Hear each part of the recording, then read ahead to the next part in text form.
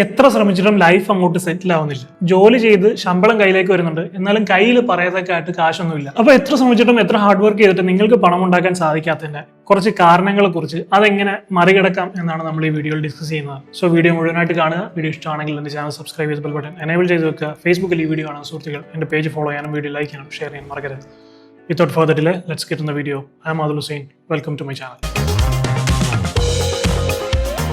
നിങ്ങൾക്ക് പണം ഉണ്ടാക്കാൻ സാധിക്കാത്തതിനെ കുറിച്ച് പറയുമ്പോൾ ആദ്യം ഡിസ്കസ് ചെയ്യേണ്ട ഒരു കാര്യമാണ് ജോബ് ട്രാപ്പ് എന്ന് പറയുന്നത്. നമ്മളിൽ ഭൂരിഭാഗം പേരും വിശ്വസിക്കുന്നത് ജോബ് എന്ന് പറയുന്ന ഒരു ജോലി എന്ന് പറയുന്ന സെക്യൂരിറ്റി എന്നാണ് നമ്മുടെ വിശ്വാസം. ഒരു ഫിക്സഡ് സാലറി എല്ലാ മാസവും 1-ാം തീയതി നമ്മുടെ കയ്യിലേക്ക് കിട്ടുമ്പോൾ ഒരു സ്റ്റെബിലിറ്റി നമുക്ക് ഫീൽ ചെയ്യും. പക്ഷെ സത്യം എന്താണെന്ന് വെച്ച് കഴിഞ്ഞാൽ ആ സ്റ്റെബിലിറ്റി തന്നെയാണ് നിങ്ങളുടെ ജീവിതത്തിൽ ഗ്രോത്ത് ഉണ്ടാകാതിരിക്കാനുള്ള പ്രധാന കാരണം. നിങ്ങൾ പലപ്പോഴും കേട്ടിട്ടുണ്ടാവും growth never happens in comfort zone. നിങ്ങൾക്ക് കിട്ടുന്ന ഒരു ഫിക്സഡ് സാലറിയിൽ നിങ്ങൾ സംതൃപ്തനാണെങ്കിൽ പിന്നീട് നിങ്ങൾ മറ്റ് പൈസ ഉണ്ടാക്കാനുള്ള വഴികളെ കുറിച്ച് ചിന്തിക്കില്ല.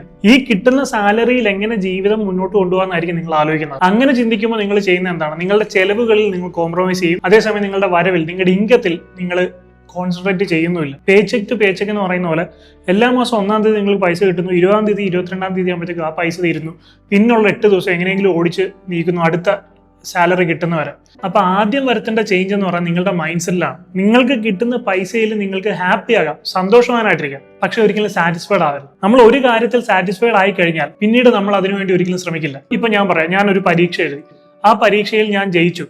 അപ്പം ജയിച്ചതിൽ എനിക്ക് സന്തോഷമുണ്ട്, പക്ഷെ ഞാൻ സാറ്റിസ്ഫൈഡ് അല്ല. കാരണം എനിക്ക് ഫസ്റ്റ് റാങ്ക് വേണമെന്നായിരുന്നു എൻ്റെ ആഗ്രഹം. അതേസമയം നിങ്ങളൊരു പരീക്ഷ എഴുതി, ആ പരീക്ഷയിൽ ജയിച്ചു, ഞാൻ സാറ്റിസ്ഫൈഡ് ആയി, എനിക്ക് ഇത്രയും മതി എന്നുണ്ടെങ്കിൽ നിങ്ങൾ പിന്നെ ജീവിതത്തിൽ ഒരിക്കലും ഫസ്റ്റ് റാങ്കിന് വേണ്ടി ശ്രമിക്കില്ല. ഡോക്ടർ APJ അബ്ദുൽ കലാം സാറിന്റെ ഒരു കോട്ടുണ്ട്, small aim is a crime, have great aims എന്ന് പറഞ്ഞാൽ ചെറിയ സ്വപ്നങ്ങൾ എന്ന് പറയുന്നത് ഒരു കുറ്റകൃത്യം പോലെ തന്നെയാണ്. കാരണം നിങ്ങൾ ഒരിക്കലും അത് വളരാൻ സമ്മതിക്കില്ല. അപ്പൊ അതുകൊണ്ട് നമ്മുടെ ഒന്നാമത്തെ പോയിന്റ് ആയിട്ടുള്ള നിങ്ങൾക്ക് കിട്ടുന്ന സാലറിയിൽ ഹാപ്പി ആയിരിക്കുക, പക്ഷെ ഒരിക്കലും സാറ്റിസ്ഫൈഡ് ആകരുത്. എപ്പോഴും കൂടുതൽ ഇൻകം ജനറേറ്റ് ചെയ്യുന്ന കാര്യത്തിൽ കോൺസെൻട്രേറ്റ് ചെയ്തുകൊണ്ടിരിക്കുക. അതുപോലെ തന്നെ ചെലവുകളിൽ ഒരു പരിധിയിൽ കൂടുതൽ കോംപ്രമൈസ് ചെയ്യാതിരിക്കുക. ഒരു പരിധിയിൽ കൂടുതൽ കോംപ്രമൈസ് നിങ്ങൾ ചെലവിൽ ചെയ്തു കഴിഞ്ഞാൽ പിന്നീട് നിങ്ങൾക്ക് ഗ്രോത്ത് ഉണ്ടാവും. നിങ്ങളുടെ ജീവിതം എല്ലാം ആ ഒരു ചെലവിലായിരിക്കും പോകുന്നത്. അതേ ചെറിയ സ്കൂട്ടർ, അതേ ചെറിയ വീട്, അതേ ചെറിയ ജീവിത ചുറ്റുപാടുകളിൽ തന്നെ നിങ്ങളുടെ ജീവിതം മുഴുവൻ ജീവിച്ച് തീർക്കേണ്ടി വരും. ഒരു മനുഷ്യ ആയുസ് എന്ന് പറയുന്നത് കൂടി വന്ന ഒരു 75 വയസ്സെന്ന് ആവറേജ് നമുക്ക് പറയാം. അപ്പൊ ആ ഒരു സമയത്തിൽ നമ്മുടെ പൊട്ടൻഷ്യലിന് നമുക്ക് സാധിക്കുന്ന മുഴുവൻ കാര്യങ്ങളും നമ്മൾ ചെയ്യണം. അപ്പൊ അതിന് നമ്മൾ ഒരിക്കലും സാറ്റിസ്ഫൈഡ് ആവരുത്. നമുക്ക് വലിയ വലിയ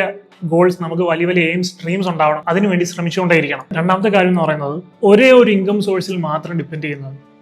നിങ്ങൾക്കിപ്പോൾ ഒരു ഫിക്സഡ് ഇൻകം ആണെങ്കിലും അല്ലെങ്കിൽ നിങ്ങൾക്കൊരു ബിസിനസ് ഇൻകം ആണെങ്കിലും ഒരേ ഒരു ഇൻകം സോഴ്സിൽ മാത്രം ഡിപ്പെൻഡ് ചെയ്യുമ്പോൾ നമുക്കുണ്ടാകുന്ന ഒരു കുഴപ്പമെന്ന് പറഞ്ഞു കഴിഞ്ഞാൽ എന്തെങ്കിലും ആ ഇൻകത്തിൽ ഒരു പ്രശ്നം ഉണ്ടായി കഴിഞ്ഞാൽ പിന്നെ നമ്മൾ ജോബ്ലെസ് ആണ്, നമുക്ക് ജോലിയില്ല, വരുമാനമില്ല. പിന്നെ അടുത്ത സ്റ്റെപ്പ് എന്ന് പറഞ്ഞാൽ കടബാധ്യതയാണ്. അപ്പോൾ ഒരു ഇൻകം ഉള്ള ആളെന്ന് പറയുന്നത് നിയർ ടു ബാങ്ക്രപ്റ്റ് ആണ്. അയാൾക്ക് ഏത് സമയം വേണമെങ്കിലും കടം കയറാം. അതുകൊണ്ട് തന്നെ ഏറ്റവും സേഫ് എന്ന് പറയുന്നത് മിനിമം ഒരു 3 ഇൻകം സോഴ്സ് എങ്കിലും എല്ലാവർക്കും ഉണ്ടായിരിക്കണം. ഇനി 3 പറ്റിയത് മിനിമം ഒരു 2 എങ്കിലും ഉണ്ടായിരിക്കണം. ഒരു മെയിൻ ഇൻകം സോഴ്സും ഒരു സെക്കൻഡറി ഇൻകം സോഴ്സും. മൂന്നാമതാണ് മേജർ ഇഷ്യൂ, എക്സ്പെൻസസ്. നമുക്കറിയാം ഓരോ ദിവസവും നമ്മുടെ ചെലവുകൾ ഇങ്ങനെ കൂടി വരികയാണ്. പക്ഷേ ഞാൻ നേരത്തെ പറഞ്ഞുള്ള നമ്മുടെ ഇൻകത്തിനാണെങ്കിൽ അതിനനുസരിച്ചുള്ള ഇംപ്രൂവ്മെന്റ് ഉണ്ടാകുന്നില്ല. പ്രത്യേകിച്ച് ഫിക്സഡ് സാലറി ഉള്ള ആളുകൾക്ക് നിങ്ങളുടെ എക്സ്പെൻസ് കൃത്യമായിട്ട് എല്ലാ മാസവും എല്ലാ വർഷവും കൂടുന്നുണ്ട്, പക്ഷെ നിങ്ങളുടെ സാലറിയിൽ അതിനനുസരിച്ചുള്ള ഇൻക്രിമെന്റ് ഉണ്ടാകുന്നില്ല. ഈ എക്സ്പെൻസുകളുടെ കാര്യം പറയുമ്പോൾ എക്സ്പെൻസിന്റെ കൂട്ടത്തിൽ ഏറ്റവും ഡേഞ്ചറസ് ആയിട്ടുള്ള ഒരു എക്സ്പെൻസ് ആണ് അപ്രതീക്ഷിതമായിട്ട് നമ്മുടെ ജീവിതത്തിലേക്ക് കയറി വന്ന് നമ്മളെ കൊണ്ട് 10,000 മുതൽ ലക്ഷങ്ങൾ വരെ ചിലവഴിപ്പിച്ച് നമ്മളെ കടബാധ്യതയിലേക്ക് തള്ളി വിട്ടിട്ട് പോകുന്ന ഒരു സാധനമാണ് ഈ അസുഖങ്ങൾ അല്ലെങ്കിൽ മെഡിക്കൽ ബിൽ എന്ന് പറയുന്നത്.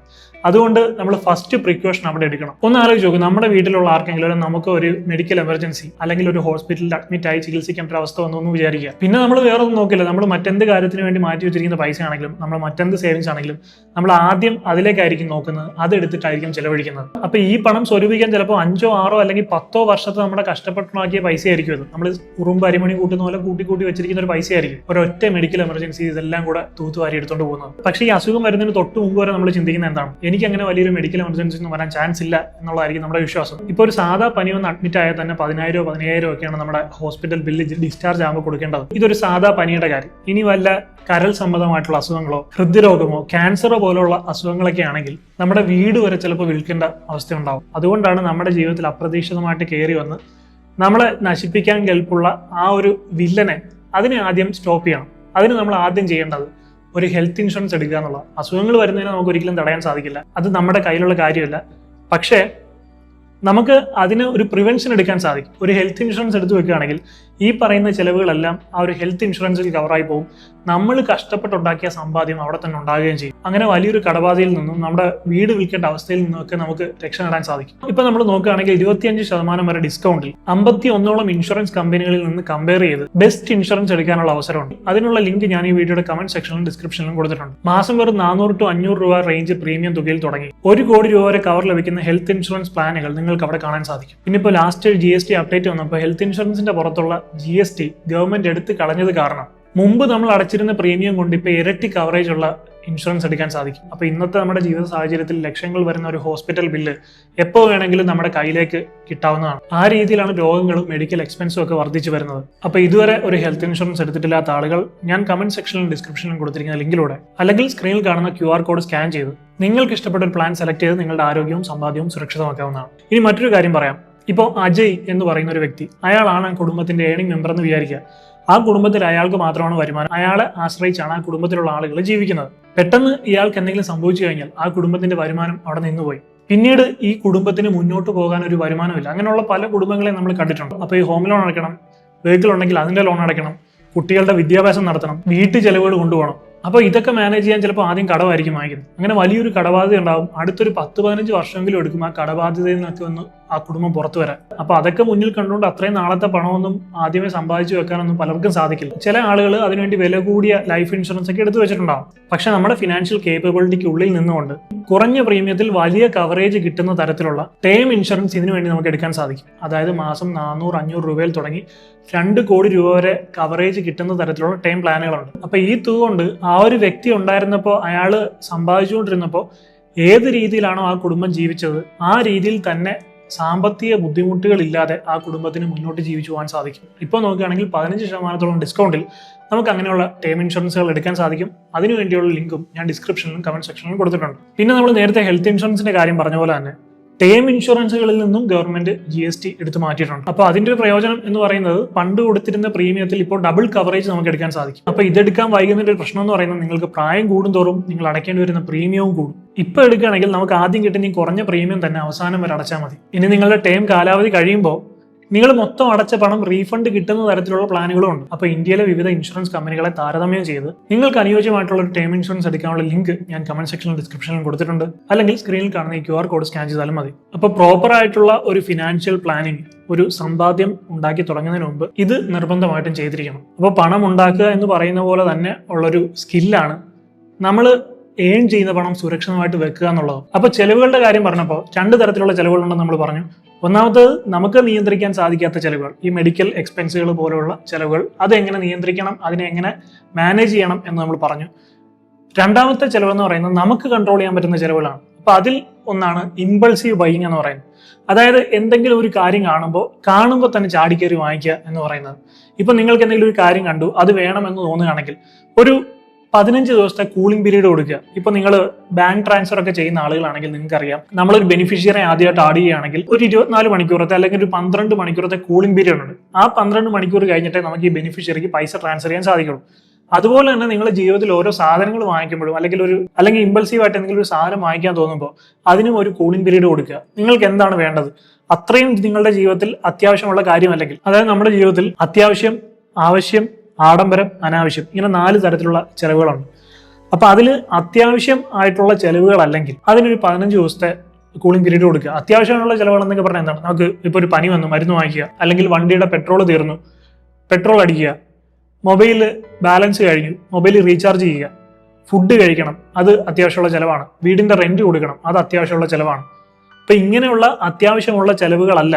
അപ്പൊ അങ്ങനെയൊക്കെയുള്ള കാര്യങ്ങളുണ്ടെങ്കിൽ ഒരു 15 ദിവസത്തെ കൂളിംഗ് പീരീഡ് അതിന് കൊടുക്കുക. ഇപ്പൊ ആമസോണിലൊക്കെ ആണെങ്കിൽ നമുക്ക് അതിനെ കാർട്ടിൽ ആഡ് ചെയ്തിടാൻ പറ്റും. അപ്പൊ അങ്ങനെ കാർട്ടിൽ ആഡ് ചെയ്തിട്ടിട്ട് ഈ 15 ദിവസവും കഴിഞ്ഞിട്ട് വീണ്ടും അത് ആവശ്യമാണ്, എനിക്കിത് വേണം എന്ന് തോന്നുകയാണെങ്കിൽ മാത്രം വാങ്ങിക്കുക.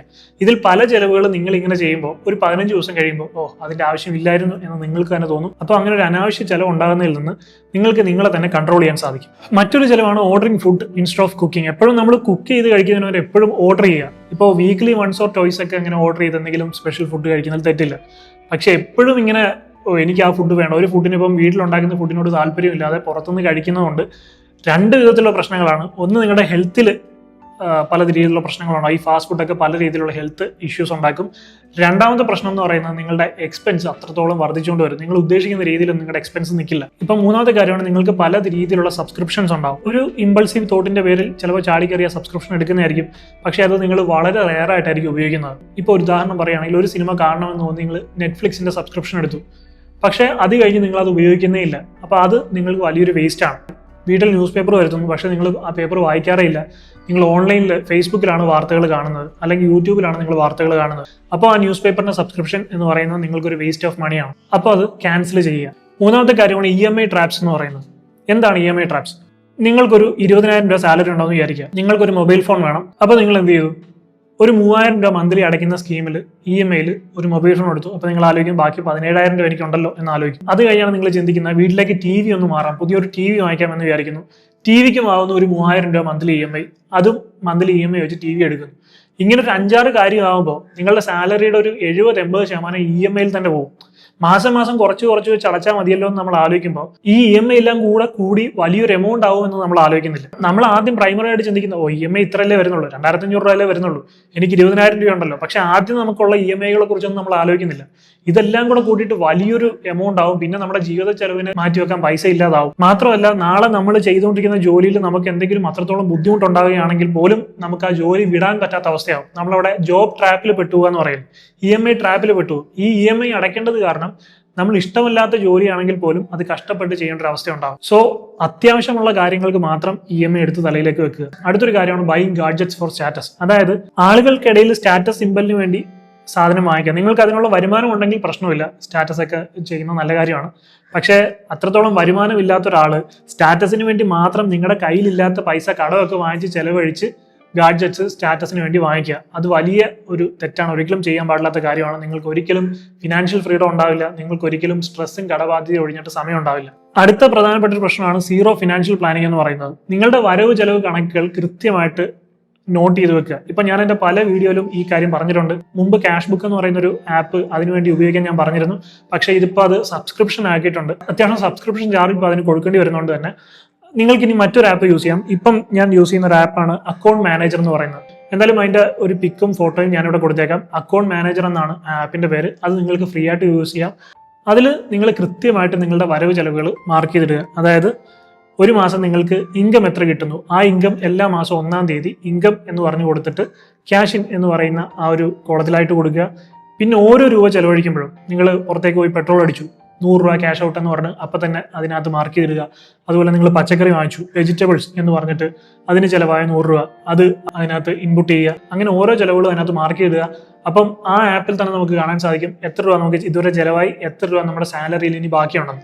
അപ്പോൾ അത് കാണുമ്പോൾ നമുക്ക് മനസ്സിലാവും ഇനി ഞാൻ കുറച്ച് കൺട്രോൾഡ് ആയിട്ട് ചിലവഴിക്കണം, ഇനി ഇത്ര രൂപ മാത്രമേ എൻ്റെ സാലറിയിലുള്ളൂ. അതുപോലെ നിങ്ങളുടെ മന്ത്ലി EMI അത് അടയ്ക്കുമ്പോൾ തന്നെ ഈ ആപ്പിലേക്ക് മന്ത്ലി EMI ഇത്ര അടച്ചു ഫീഡ് ചെയ്യുക. അപ്പോൾ നിങ്ങൾക്ക് അതിൻ്റെ ബാലൻസ് കാണിക്കും, ഇത് കഴിഞ്ഞിട്ട് ഇത്ര രൂപ നിങ്ങളുടെ അക്കൗണ്ടിൽ നിങ്ങളുടെ സാലറിയിൽ ബാക്കിയുണ്ടെന്ന്. അങ്ങനെ കൃത്യമായിട്ട് നിങ്ങളുടെ വരവ് ചെലവുകൾ ട്രാക്ക് ചെയ്യുക. ഇത് വളരെ ഇമ്പോർട്ടൻ്റ് ആയിട്ടുള്ള കാര്യമാണ്. അപ്പോൾ തന്നെ നമ്മുടെ ഇൻകത്തിൽ നിന്ന് നമുക്ക് ചിലവുകൾ നടത്താൻ സാധിക്കും. പിന്നീട് വരുന്നത് നമുക്ക് സേവിങ്സിലേക്ക് മാറ്റാൻ സാധിക്കും. അപ്പം അതിന്റെ കാര്യം പറഞ്ഞപ്പോഴാണ് അടുത്ത പോയിന്റ് സേവിങ്സ് സ്റ്റാർട്ട് ചെയ്യുക എന്ന് പറയുന്നത്. റിച്ച് ആയിട്ടുള്ള എല്ലാ ആളുകളും ചെയ്യുന്നത് എക്സ്പെൻസ് കഴിഞ്ഞതിന് ശേഷമല്ല അവർ സേവ് ചെയ്യുന്നത്. ഇൻവെസ്റ്റ് ചെയ്തതിന് ശേഷം ബാക്കി വരുന്ന പൈസയാണ് അവർ എക്സ്പെൻസിന് വേണ്ടി ഉപയോഗിക്കുന്നത്, ചെലവാക്കുന്നത്. 50-30-20 റൂളൊക്കെ ഒരുപാട് വീഡിയോയിൽ ഞാൻ പറഞ്ഞിട്ടുണ്ട്. 10,000 രൂപ സാലറി ഉള്ള ഒരാൾ 5,000 രൂപ അയാളുടെ നീഡ്സിന് വേണ്ടി, ഫുഡും ഷെൽട്ടറും അങ്ങനെയുള്ള കാര്യങ്ങൾക്ക് വേണ്ടി, ബാക്കി 30% അയാൾക്ക് ഇപ്പോൾ ഒരു സിനിമ കാണാൻ പുറത്ത് പോകണം, അല്ലെങ്കിൽ പുറത്ത് പോയി ഫുഡ് കഴിക്കണം, അങ്ങനെയുള്ള കാര്യങ്ങൾക്ക് വേണ്ടി ബാക്കി 20% അയാൾ ഇൻവെസ്റ്റ് ചെയ്യാനാണ് പറയുന്നത്. അപ്പോൾ ഇത്രയും കാര്യങ്ങൾ ചെയ്യുമ്പോൾ തന്നെ നമ്മുടെ ഫിനാൻഷ്യൽ ലൈഫിൽ വലിയൊരു മാറ്റം വരുന്ന, ഒരു ഡിസിപ്ലിൻ വരുന്നതായിട്ട് നമുക്ക് കാണാൻ സാധിക്കും. പിന്നെ ഞാൻ പറഞ്ഞ പോലെ ഒരു സെക്കൻഡറി ഇൻകം മസ്റ്റായിട്ട് നോക്കുക. എന്നാൽ മാത്രമേ നമുക്ക് നമ്മുടെ ഇൻകം വളർത്തിക്കൊണ്ടുപോകാൻ പറ്റുള്ളൂ. അല്ലെങ്കിൽ ഒരു ഫിക്സഡ് ഇൻകത്തിൽ നിന്ന് നമ്മൾ ജീവിക്കേണ്ടി വരും. അപ്പം മൾട്ടിപ്പിൾ ഇൻകം സോഴ്സസ് ഫോക്കസ് ചെയ്യുക. അതുപോലെ തന്നെ എക്സ്പെൻസുകൾ കൃത്യമായിട്ട് ട്രാക്ക് ചെയ്യുക. പിന്നെ അപ്രതീക്ഷിതമായിട്ട് നമ്മുടെ ജീവിതത്തിലേക്ക് കയറി വരുന്ന ഈ ഒരു മെഡിക്കൽ ചെലവുകൾ അല്ലെങ്കിൽ ജീവഹാനി സംഭവിക്കുമ്പോൾ വരുന്ന കടബാധ്യത, ഇങ്ങനെയുള്ള കാര്യങ്ങളൊക്കെ ഒഴിവാക്കാൻ ഞാൻ നേരത്തെ പറഞ്ഞ പോലെ ഒരു ഹെൽത്ത് ഇൻഷുറൻസും ടേം ഇൻഷുറൻസും എടുത്തു വെക്കുക. 25% വരെയൊക്കെ ഡിസ്കൗണ്ടോട് കൂടി ഹെൽത്ത് ഇൻഷുറൻസ് എടുക്കാനുള്ള ലിങ്ക് ഞാൻ കമന്റ് സെക്ഷൻ ഡിസ്ക്രിപ്ഷനിൽ കൊടുത്തിട്ടുണ്ട്. അതുപോലെ 15% വരെ ഡിസ്കൗണ്ടോട് കൂടി ടേം ഇൻഷുറൻസ് എടുക്കാനുള്ള ലിങ്കും ഞാൻ വീഡിയോയുടെ കമന്റ് സെക്ഷൻ ഡിസ്ക്രിപ്ഷനിലും കൊടുത്തിട്ടുണ്ട്. അല്ലെങ്കിൽ സ്ക്രീനിൽ കാണുന്ന QR കോഡ് സ്കാൻ ചെയ്താലും മതി. സോ നിങ്ങൾക്ക് പൈസ ഉണ്ടാക്കാൻ സാധിക്കാത്തതിന്റെ കാരണങ്ങളെ കുറിച്ചാണ് നമ്മൾ ഈ വീഡിയോയിൽ ഡിസ്കസ് ചെയ്തത്. I hope you find this video helpful. If you like this video, please like, share and subscribe, and please don't forget to enable the bell button. I will see you in my next video. I am Adil Hussain. Signing off.